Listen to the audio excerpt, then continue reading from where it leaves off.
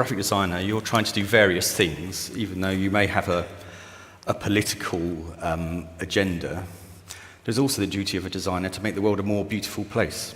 And what I try to do with Bowie is to express the emotional landscape appropriately of the music. And I think, as a designer, that's a very difficult problem to solve and a worthy problem to solve.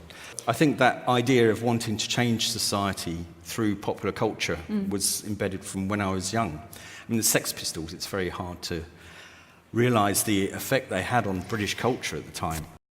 And my attraction to typography is that it's so intimately connected with language, I can't disconnect myself from the message that the letterforms are saying. And language is political. When a politician says peace, they mean war, you know the routine. So I can't disconnect myself from understanding where those letterforms came from when we use them. I don't do historically accurate fonts because what I'm doing is I'm living today and I'm referencing the past. I'm referencing the buildings you see. So what I've done is, things like Manson, it was a natural progression from where the letterforms came from and how they might be used. So there was no attempt to shock. I was actually quite upset when it happened. Yeah. I thought it was the end of my design career. So this example, it's by Tibor Kalman, actually.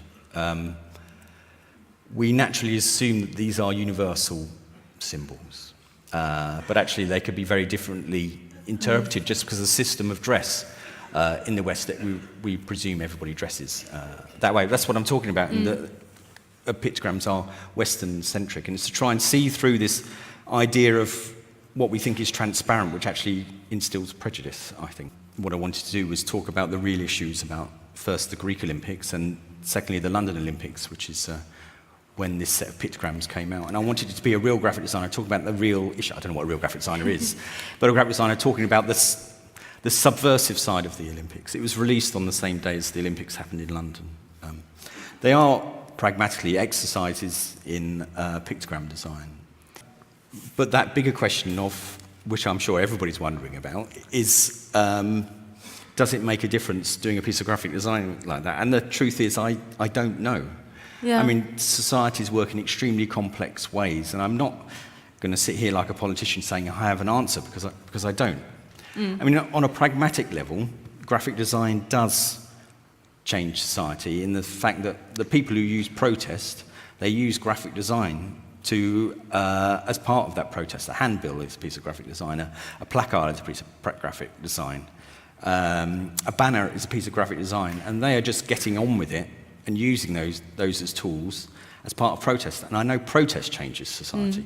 If you look through history, all the major changes have been facilitated by protest. So in that sense, graphic design works. Does this work? What I hope is to create that discussion. Does that discussion go any further? I have absolutely no idea.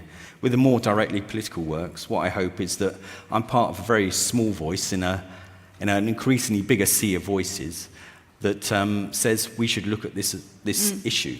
What I'm not going to say is someone looked at a poster and changed their point of view, because I don't think society works like that. I couldn't believe, really, how much commerce was part of the art world. Up until that point, I'd learned art history in terms of the best artists. Then I understood, we're working with Damien Hirst and a few other people, that everything is set up to mythologise the fine artist, and everything is set up to maximise the profit of the fine artist. And graphic designers actually don't have those kind of business skills, and yet we're seen as the commercial people. I mean, it's going to sound cliche, but all design is political. If you decide to work in graphic design, if you decide to work in advertising, you make a political decision. You consent to being part of the market economy. But because maybe we're so enclosed in our own world, we don't see that that's a political decision.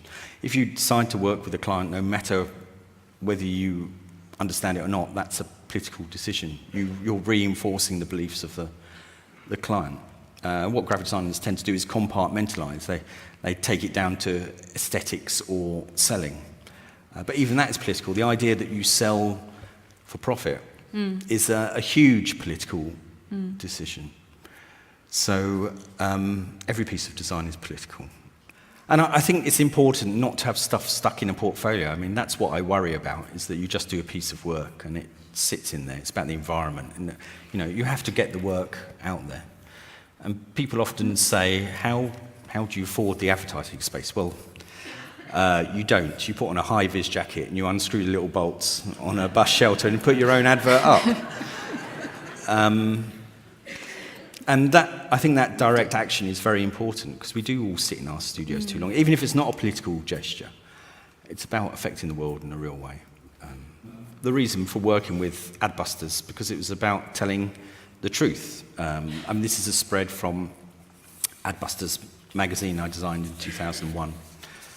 And it's so liberating to be able to say this. And most people think they can't. And it's certainly not a pose, it's what I believe in. I mean, so the reason for working for them wasn't like, let's be shocking or dramatic. It was, let's tell the truth. But as I've gone on, I've tried to make the work a bit more hopeful. I mean, I do think in a way it's very easy to complain. I'm not suggesting that you have to always have a solution, but what I'm saying is that you have to sometimes provide a bit of hope. And so the latter projects that I've done, which are political, are, I hope, add something positive. And actually something that Bowie told me, people will often compare his music to Aladdin Sane. He said, I can't do that kind of thing. That's not a direct quote from him, I'm just paraphrasing. I can't do that kind of thing because I'm not that person. That would be dishonest to do that. He produced the music that he wanted to produce because he was being authentic about himself. And so I think that's the way every graphic designer should go, really. That should be your guide. Your soul should be your guide. Thank you very much, Jonathan. Thank you.